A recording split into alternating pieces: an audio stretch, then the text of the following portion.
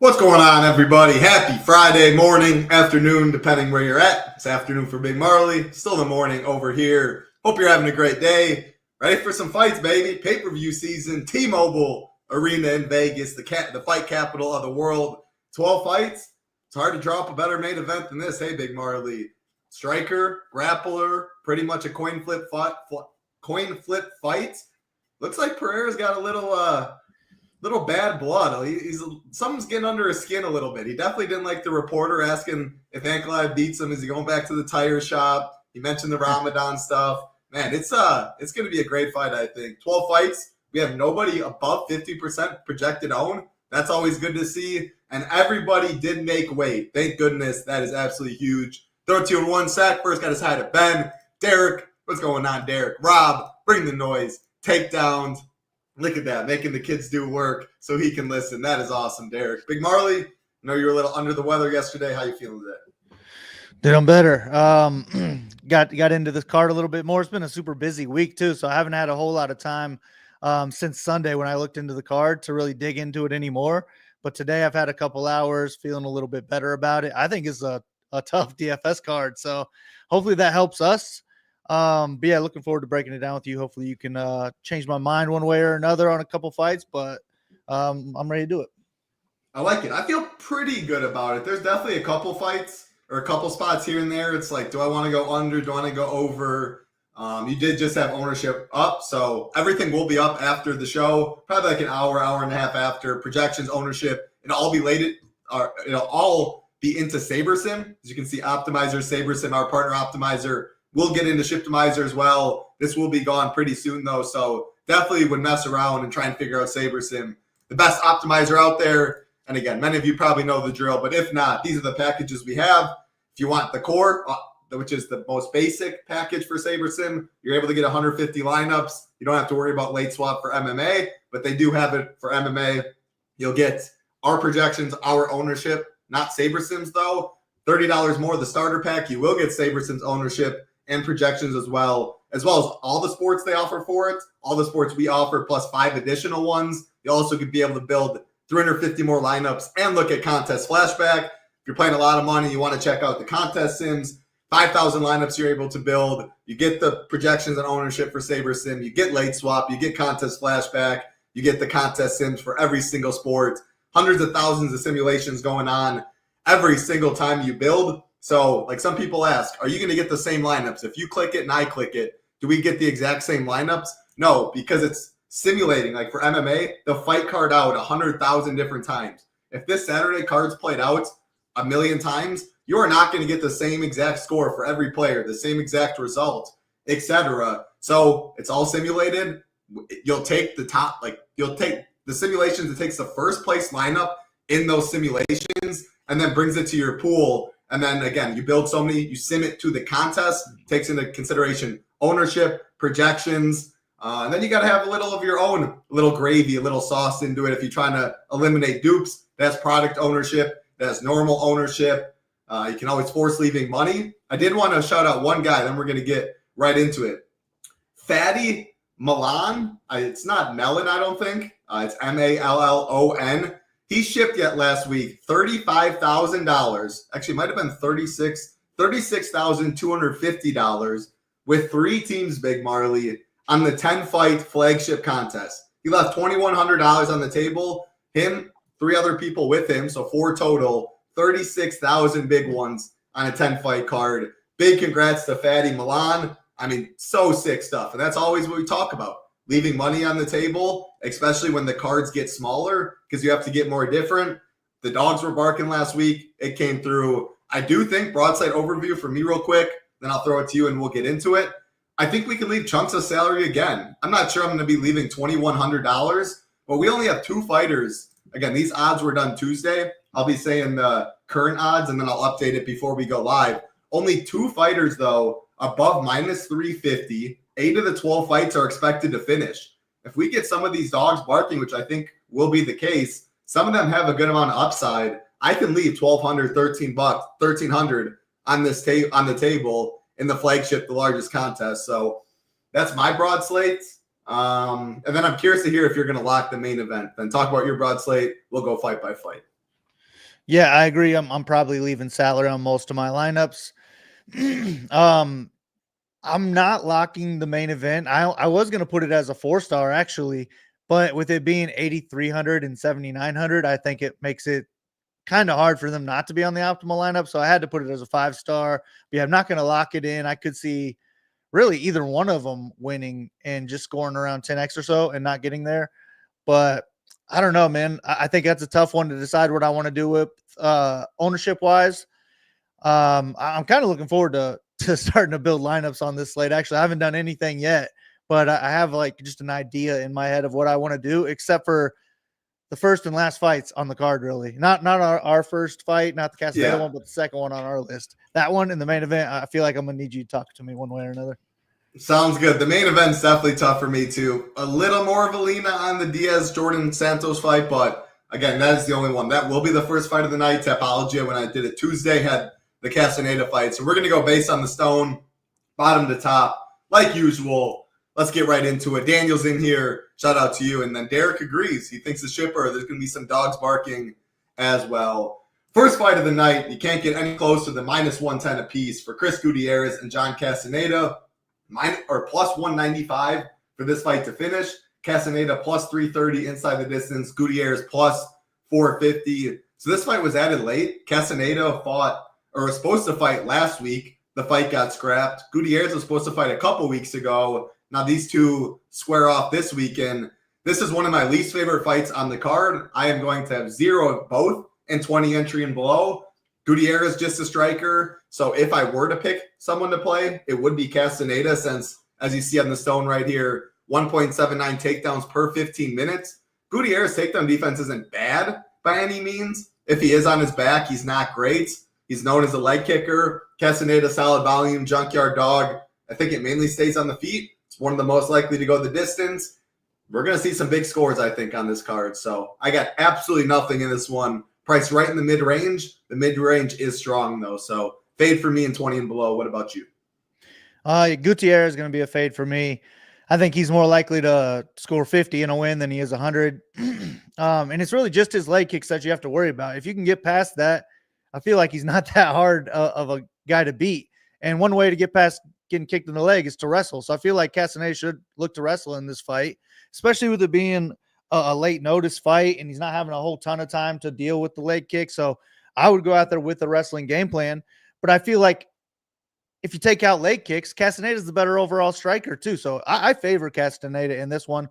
I will probably get a little bit of exposure there, but I don't expect him to have any real ceiling either. I think if he wins the decision, he'll probably be lucky to get 10x himself. So we would need him to wrestle all 3 rounds for it to really be something, but I don't think that he's going to have much ownership. So I could see me being around field or slightly over.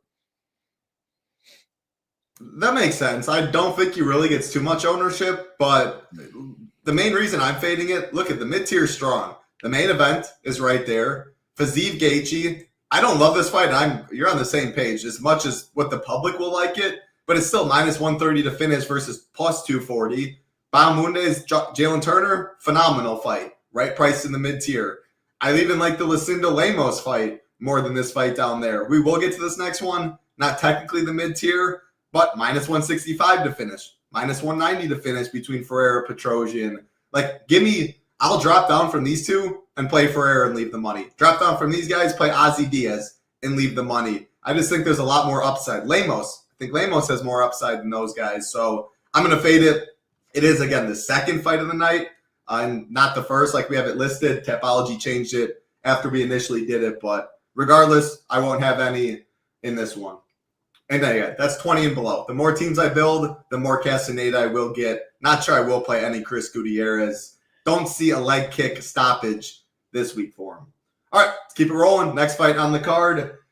Jordan Santos taking on Ozzy Diaz. Minus 182 is Santos. Plus 157 is Diaz. Minus 175 for this fight to finish. Santos plus 125 inside the distance. Diaz plus 265 inside the distance. So you wanted my help a little bit on this one.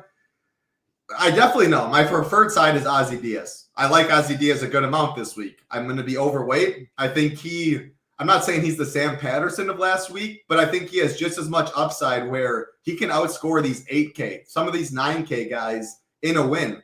What I do like about him, very big for the division, well, a 4-inch height, a 4-inch reach advantage. He's a finisher. This Jordan Santos, both of these guys hasn't fought the best competition. I don't really know what to expect from Santos. So I was hoping you'd give me a little help with what to do with him in the upper tier.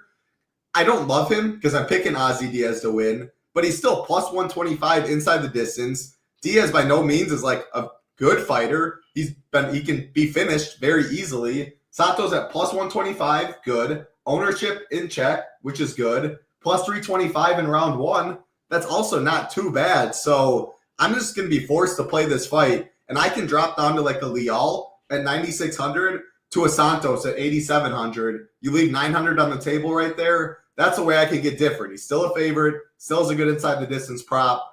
But long story short, I'm going to have more Ozzy Diaz. It's easier to leave money with him. Good money line for the price, good inside the distance for the price. A big guy, a lot of volatility, unknowns in this fight. So give me the cheaper fighter.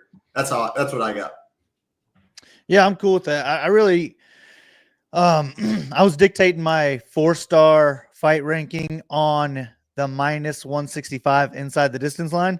If it was plus 165 inside the distance, this would be a 2-star for me. So I really have no strong feeling about either guy. I think we're going to need a finish for a ceiling.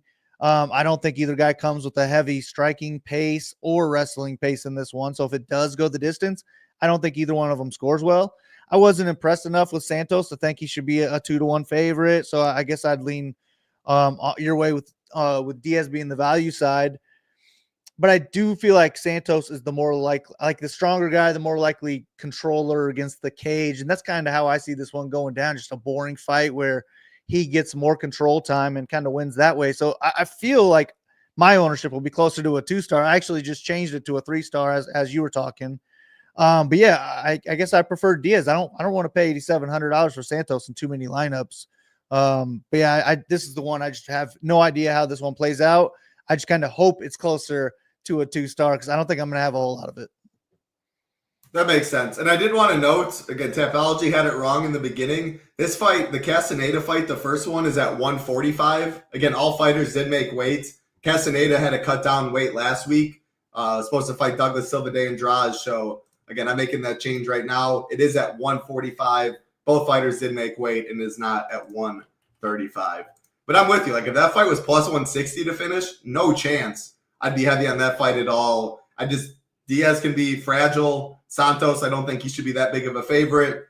So, yeah, that's where we land right there. Both guys do have upside, and it's easier to leave money on the table. Again, even playing Santos can drop down from a 9K fighter. Diaz only at 7,500 with upside. Very easy to leave money with him. All right, keep it rolling. Next fight on the card, we have Francis Marshall, the underdog at plus 235, taking on Myron Santos, minus 275. Plus 130 for this fight to finish. Santos plus 165 inside the distance. Francis Marshall plus 650. Interesting to note right here. Again, minus 275, plus 235, the current odds. On Tuesday, Santos was minus 305. So Marshall has got a little money back.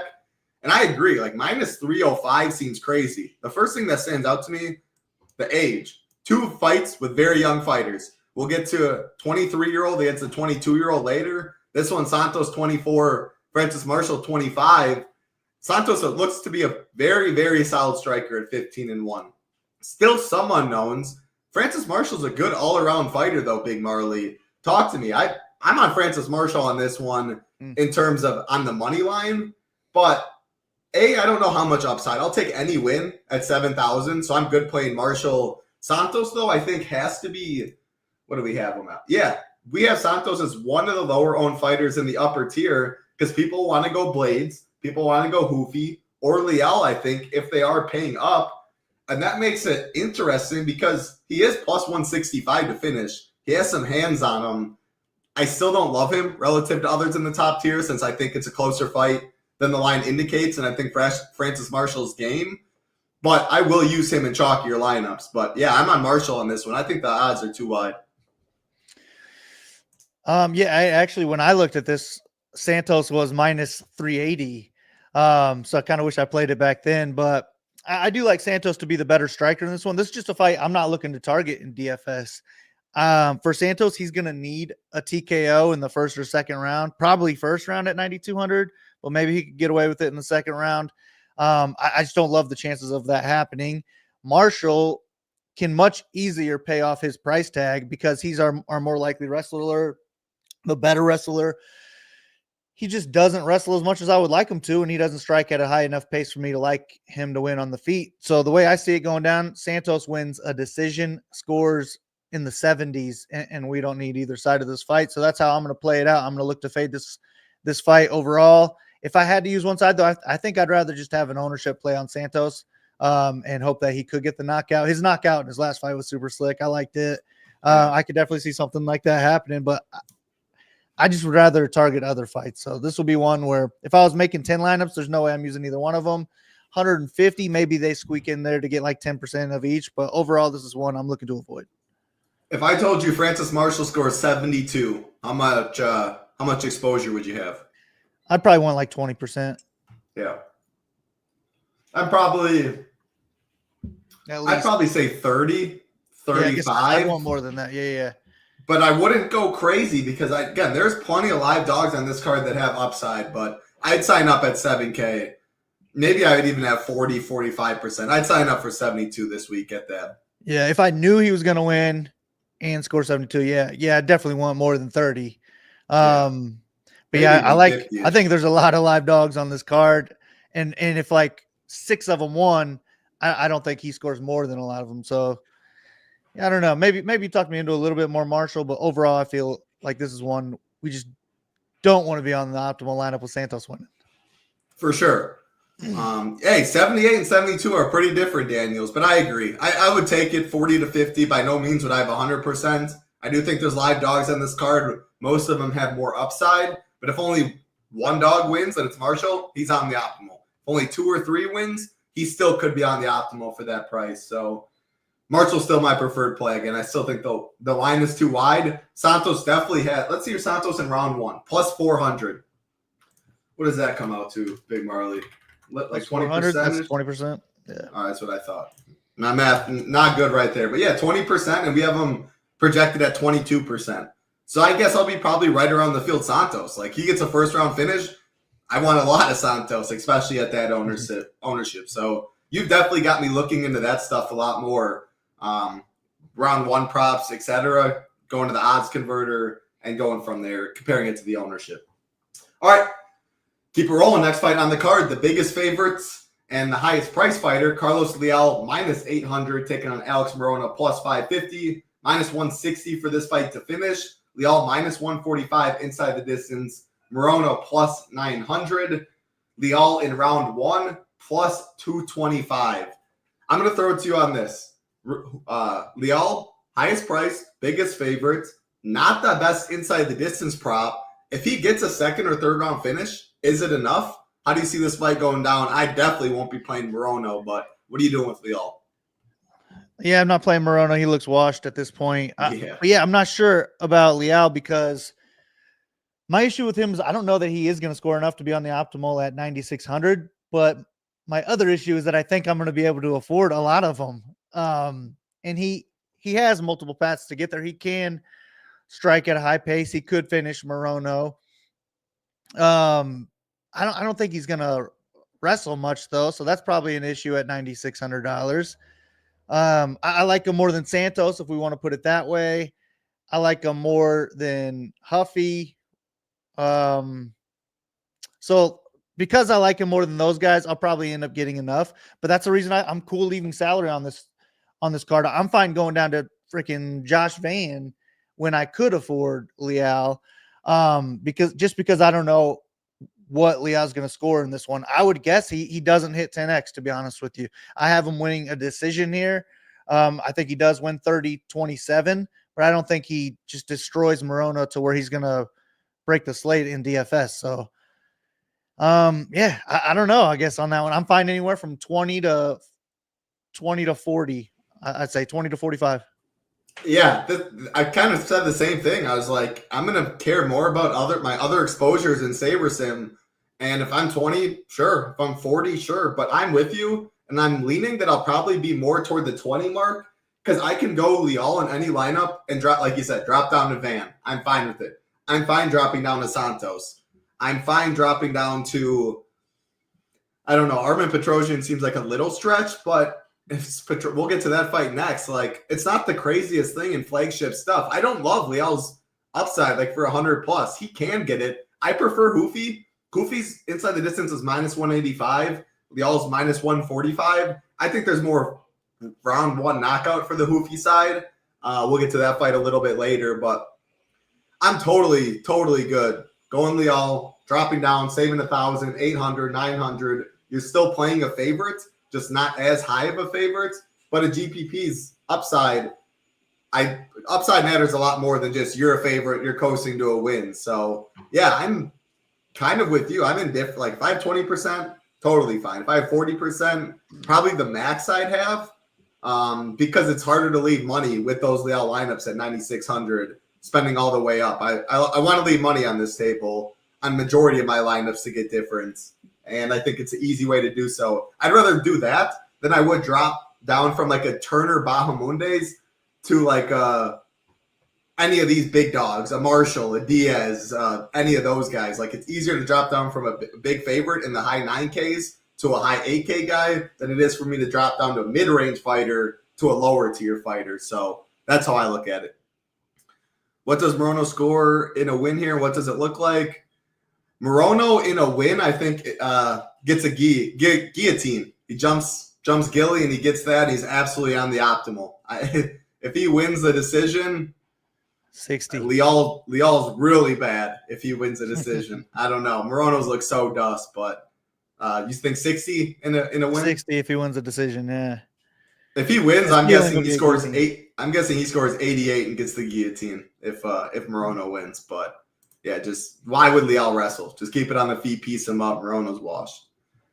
All right, let's keep it rolling. Next fight on the card. Again, appreciate every single one watching. 50 right now. Hit that like, hit that subscribe. It helps us out a ton. We do appreciate it. Many watch on playback. Again, really appreciate it if you do hit that like and subscribe. And if you do want to join us at the Nation, a great time to do so. PGA going on in full force. Showdown contest as well. Big Boy Showdown, the best team out there. NBA in full force. Next thing you know, MLB will be here. MMA, of course. NHL. And NASCAR is huge contest on Sunday. Definitely check it out.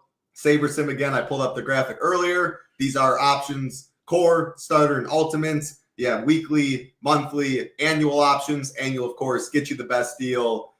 And if you want to check it out, if you're new to MMA or you want to give it a try, more education video for all 5 sports. If you're just dabbling in MMA or getting started, NBA with PGA, definitely check out the education videos. Big Marley and I talked an hour and a half talking some MMA. All right, let's move it on. Next fight on the card. I'm excited for this one. Joshua Van, minus 170, taking on Ray. Suria, plus 145, plus 130 for this fight to finish. I'll get Petrosian first. What was I looking at? All right. We'll go to – I was so excited to talk about that one. I don't know what I was doing. Armen Petrosian, minus 135, taking on Bruno Ferreira, plus 115, minus 200 for this fight to finish. Ferreira, the underdog, better inside the distance prop at plus 145.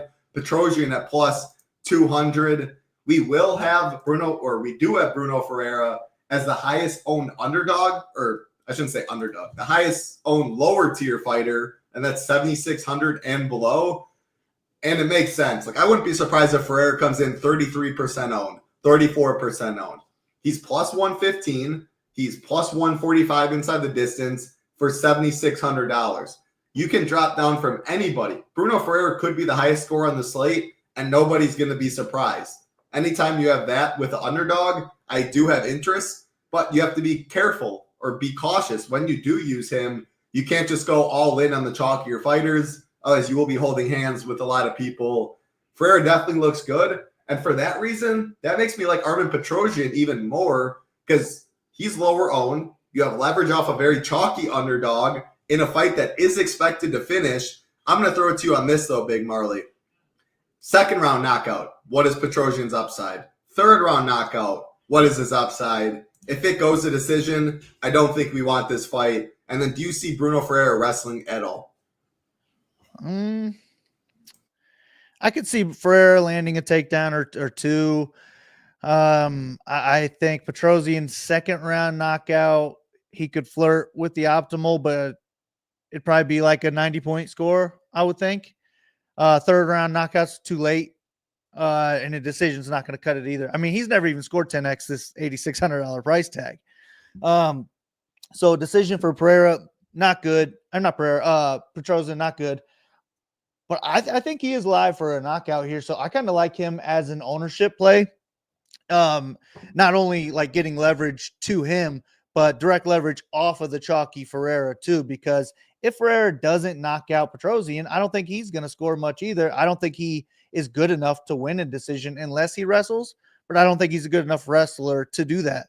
So the way I see this going down is either Ferreira breaks the slate, knocks him out in the first round, or Petrosian starts to figure him out.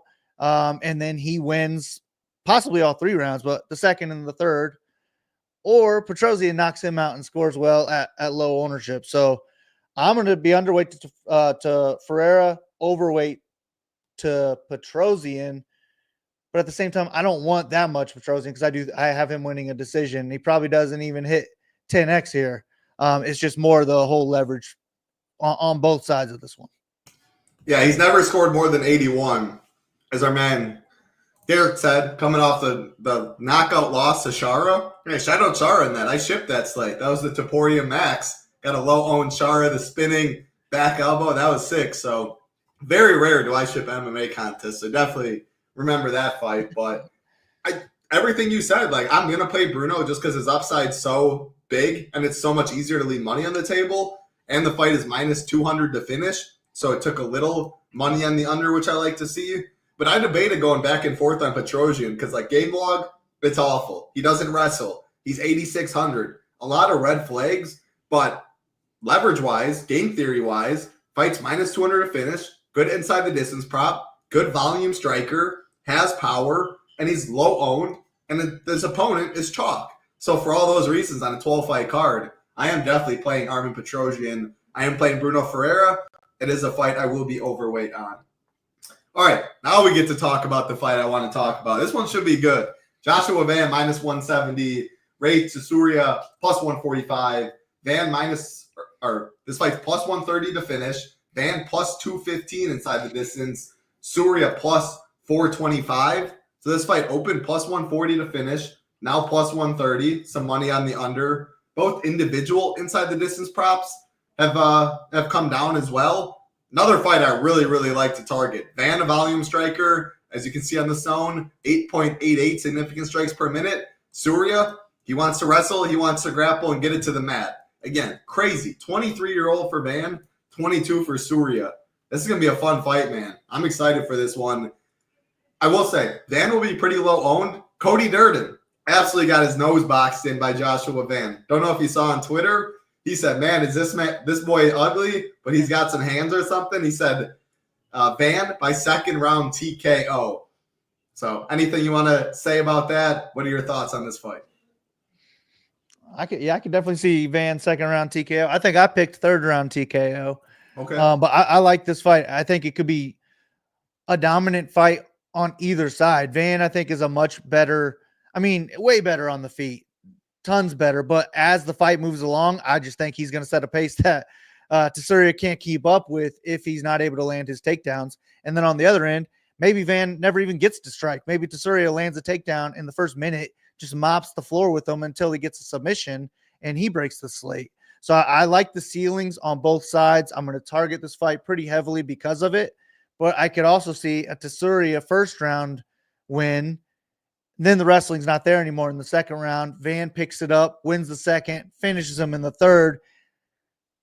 Probably too late at that point if you drop the first round. So that's why I don't have it as a 5-star, but I'm looking forward to this fight. I think both guys have a good chance at the optimal lineup. I think the inside the distance line should be lower than it is, and Van's my preferred play. I love everything you said. I'm in agreement. If Suria gets that early takedown, and just he can style on him. Like, Suria is a good grappler. You take the back, you keep transitioning. If he can't get the takedown early, though, and Van can get downhill and just keep shrugging off takedowns, just the bigger fighter, he's going to put it on Suria, and I would be surprised not to see a finish. So, yeah, I agree with the under. I think one of these guys definitely can get the finish. And Van has still scored 100+ in 3 of his 4 decision wins.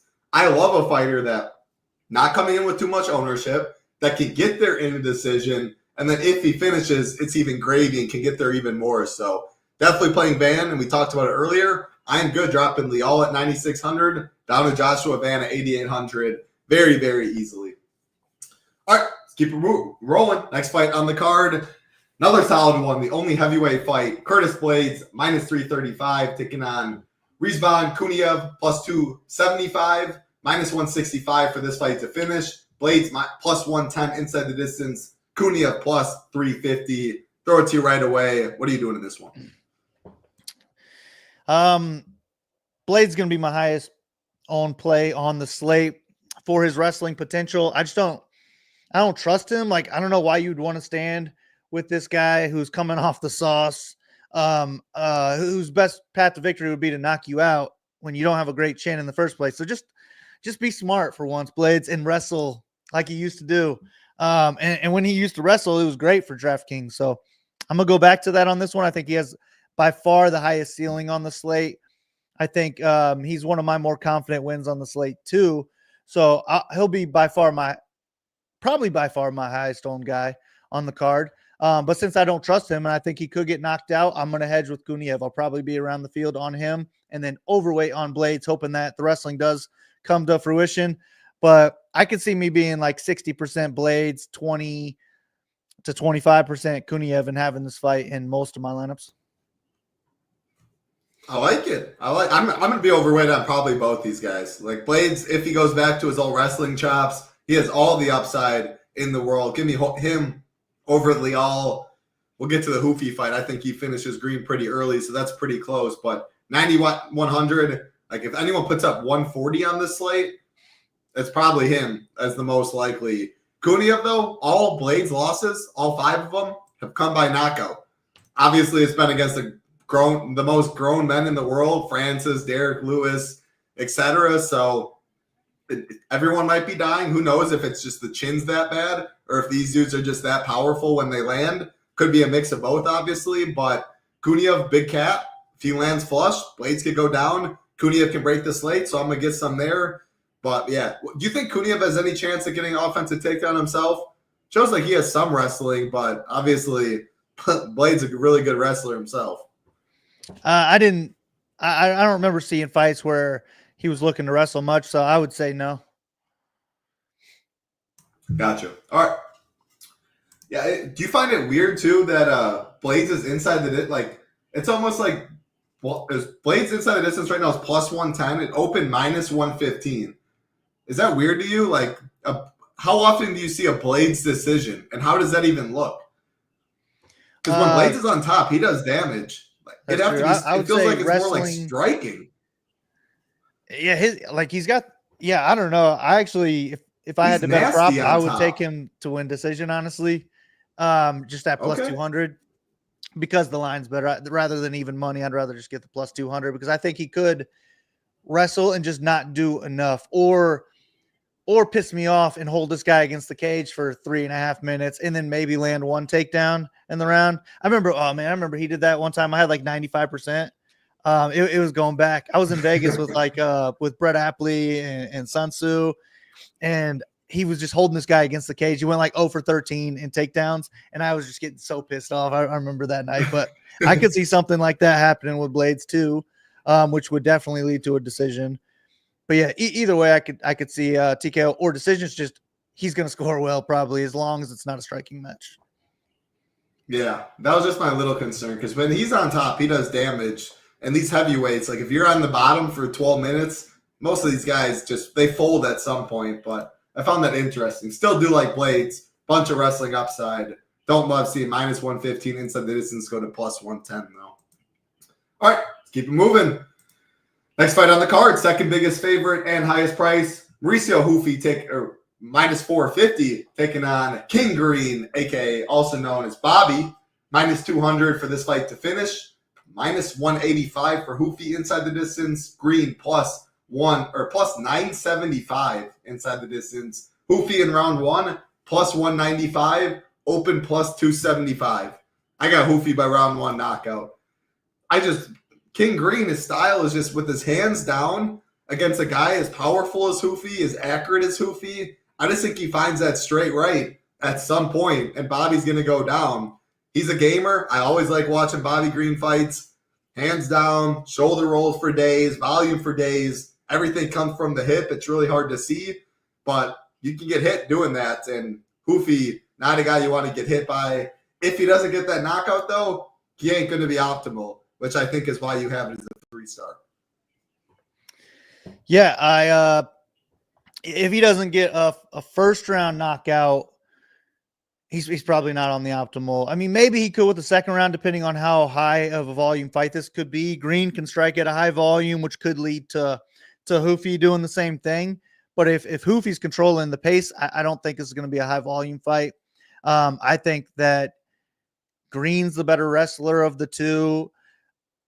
I think that this line is crazy, in my opinion. Hoofy didn't look as good as he should have in his last fight, and that was an easier matchup than Green, in my opinion. And when Green wins, he scores 100+ points. And I feel like this could be one of those just you get taught a vet lesson type of things for Hoofy. If he could get the knockout, I do like his hands a lot. I just was like, what the minus 500? Are you kidding me? I was expecting to be like minus 200 something range, like high 200s maybe. So I went with Green as my pick for that reason. Hoofy could get the knockout, be on the optimal lineup. If he doesn't get a first round or second round knockout, he's not going to be on the optimal lineup. And I think that could lean to Green winning. And Green could score anywhere from 10x to 120 points in this fight. So I will just be overweight to Green, underweight to Hoofy. And Green lets me afford anything I want on this slate. So my first lineup that I hand built, I threw him in, and I liked how the rest of it went. I can change that lineup by one, like unique fighter, and just start lowering it by to the next 1,000 or whatever I want to do. So I could definitely see me having at least twice the field of Green in this one. I hope you're wrong on that one. That would definitely be costly for me. What I like about Hoofy, we have him projected at 26%. His round 1 prop is 34%. Just right there. Wow. Round 1 prop higher than his ownership. If he wins in round 1, I think he's optimal. By no means is it guaranteed. It could be 105 points and some others outscore him. But I'll sign up for a round 1 knockout any single day, especially when the probability is greater than his ownership. So I'm definitely on the Hoofy side here. I hope you're wrong. But if Green wins, you're probably going to want him. He has volume for days, stick and move, and he would just really, really irritate Hoofy and probably just have him fight it like a fight he usually doesn't. The last fight for Hoofy was not great by any means. Just a fighting nerds guy, King Green hands down. I think Hoofy finds the chin at some point, but I'm going to play more than 20 lineups. I'm going to play a little Green. I wasn't sure how much, if any, I was going to play. I'm going to definitely play a little now for you. 20 or less, probably not, but definitely going to play a little bit now with your confidence. All right, keep it rolling. Again, like button, subscribe button. Helps us out a ton. Hope everybody's having a great day. 4 fights? Yeah, 4 fights left on the card. The only women's fight, and this one should be pretty good. Big age difference, as you can see. 23-year-old Yasmin Lucendo comes in as the favorite at minus 144, taking on the 37-year-old Amanda Lamos plus 124, plus 180 for this fight to finish. The underdog in Lamos, the better inside the distance prop at plus 280. Lucendo plus 475. Looks pretty striker versus wrestler to me. Lucendo can strike. I'm not sure you want to strike with Lamos for 15 minutes. I would definitely try and take her down. Do you think she will try and do that game plan? Do you think she has success? Only have it at 2 stars, so it doesn't look like you like the fight much. Yeah, I think it mainly takes place on the feet with Lucendo landing, anywhere from like 1 to 4 takedowns in the fight. I just don't think that's going to be enough for her to be likely on the optimal, especially at $8,500. So I just don't want to pay too much for her. And then on the Lamos side, if it does play out on the feet, that's going to help her out. But she needs a knockout for any real upside here. And I think either way we look at it, whoever wins the decision in this one, they're fighting for 10x is how I see it. So I'd rather just target other fights. I'm not going to X either side of this fight out, but I'm also not going to be clicking them with my hand builds. So it'll be for the Sabersim. I'll throw it in there and I'd be fine with anywhere from like 5 to 20%, I guess, on either side. If I was making one lineup and I had to use this fight, I guess I'd rather have Lucendo and hope that she is more on the 4 takedown upside. I think Lamos is very alive for a knockout. She's got some hands. People forget. She's got power. If Lucendo strikes for 15 minutes, I think she definitely gets hurt. I think Lamos gets a knockdown in there. If Lucendo wrestles, though, and has success, Lamos is strong. She has solid hips. When she is off her back, it's not great. I think Lucendo's going to wrestle, though, which is the reason I am playing both of these fighters. I prefer Lamos if choosing. The 800 goes a long way. Inside the distance prop, a lot of money. Open plus 385, now plus 280. She's got hands when she connects. If it goes to decision, though, you probably don't want both, unless Lucendo's just absolutely putting on a wrestling clinic. Not sure Lamos can even get up enough if that is the case, or if she does. I'd be surprised if Lucendo keeps dropping her and does it for 15 minutes. And at that price tag, you're competing like 90 at 8,500. Probably not enough. Okay score. Obviously 90 at 7,700 is. I am good building any Lucendo lineup too, dropping down to Lamos, leaving 800 and going about my day. Only plus 124. Not a big underdog by any means that way. Not a great fight to target, though. It is low owned on both sides, though. It is a pivot fight in chalkier lineups. That is how I will be using it. This fight, definitely not a low owned fight or a pivot fight. This one's going to get jammed, and rightfully so. Ignacio Bahamondes, minus 130, taking on Jalen Turner, plus 110, minus 200 for this fight to finish. Jalen Turner, the underdog, better inside the distance prop, plus 145.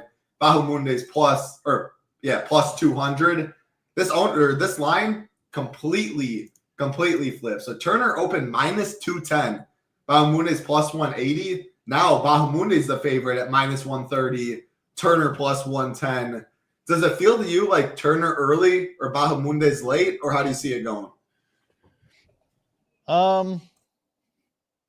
Yeah, I guess so. Yeah. He's so dangerous. Turner's so dangerous early, but man, if you can stick around like Dan Hooker and take the shots, and Bahamondes has volume and a pace, I'd be shocked to see like a Turner third round. I don't know. What your thoughts on this one? Yeah, same. Yeah, Turner is dangerous early. He could knock him out in the first round. He could submit him in the first round. He strikes at a high pace, but I don't think he can carry that high pace as long into the fight as Bahamondes will. I think Bahamondes is the just better overall striker, the higher pace striker. So I picked him because I slightly favor him in a striking match, but Turner could submit him in the first round if he wants to look to take this fight to the mat. I don't think Bahamondes has ever been submitted, though. And I don't think Turner's really live for submission later in the fight. Once they start getting all sweaty, I think he'll kind of just accept striking as long as he's not getting his ass kicked, which I don't think will happen. But this is just right there in the mid-range. Both guys have 100-plus point upside. So I'm going to target both sides heavily. I would guess I'm like a little above 40% Bahamondes, a little under 40% on Turner, but I have no idea. I just started opening the Sabersim. I'm going to start building after this. If I am like much higher on either side, I'll put it in my notes, but right now I just see me being pretty even on ownership, and Bahamondes is my pick. So you have this and the main event the exact same. 3 stars for both, 5-star. What is your what's your preferred fight if you had to pick one? Oh man, I probably am around 80 in the 80s on ownership on both of them. So I don't know that I really have a preferred one. I guess since the main event has 2 more rounds, I'll say it. But I think they're both on the optimal lineup. Yeah, they're 2 of the best fights on the card for sure. Both in the mid tier, allows you to leave money easier. I actually did pick Turner by sub, first round sub. I think he can hurt Bahamondes, lock something up after that. The problem is though, I totally understand why Bahamondes is the favorite. I will be looking for a live betting spot. I think MMA live betting is one of the biggest edges out there. Turner that starts strong. If he hurts Bahamondes, but he looks like he might be slowing, try and get some plus money on Ignacio. Excuse me. But, I mean, man, on the feet, it's tough. Turner's hits so hard. It's so dangerous early, but the longer the fight goes, that's clearly going to favor Bahamondes. So, yeah, super, super fun fight. Definitely one I want a good amount in DFS. I don't see myself having a big stand either. Maybe a little more Turner. I'm hoping he's lower owned, and he should be because he's the dog. But people love the name Jalen Turner, and he's $200 less, and he has a higher inside the distance prop. So it very well could just be even. I don't have a strong lean. If Sabersim gave me 40-30 on either side, I'd probably be good with that and keep it moving. All right, 2 fights left. Co-main event time. I mean, anytime you see Justin Gaethje, it's an awesome fight. I think there could have been a million other opponents that would have been more fun, but we get a rematch where Justin Gaethje won the first fight by majority decision. Rafael Fiziev coming off torn ACL against Gamrot. His first fight back is a minus 155 favorite. Taking on Justin Gaethje, plus 135. Minus 130 for this fight to finish. Fiziev, plus 160 inside the distance. Gaethje, plus 315. Take it away. What are you doing? Looking forward to watching this one. Both great strikers. Gaethje's never in a boring fight. Fiziev, one of the more technical strikers in the UFC. First fight was fun, but I'm kind of dog or pass on this one. I feel like it's close to a pick'em type of fight, so I'd rather have the plus money side if I'm gonna bet on it. In their last fight, Gaethje scored 77. If Fiziev won, he would have scored 69. 69 is not going to cut it at 8,400. 77 could cut it at 7,800. So I'd rather have the underdog in DFS too. But I think the way I want to do this is the names Fiziev and Gaethje are going to attract a lot of people to click in those names. And I think both sides get over-owned.